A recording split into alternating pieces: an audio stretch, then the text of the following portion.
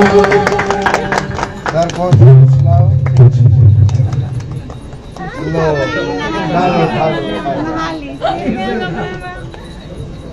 आपके साथ आप फोटो ले तो कृपया उस कलाकार को प्रेम से साथ में मेरा बर्थडे गिफ्ट देंगे मुझे, गिफ्ट मुझे चाहिए, वो नहीं चाहिए, वो नहीं चाहिए। अपना शूटिंग छूट गया है। मेरे बहुत धन्यवाद, पता है मुझे, पता है। और इसके विवेक जी कहाँ है भाई? विवेक जी को धन्यवाद।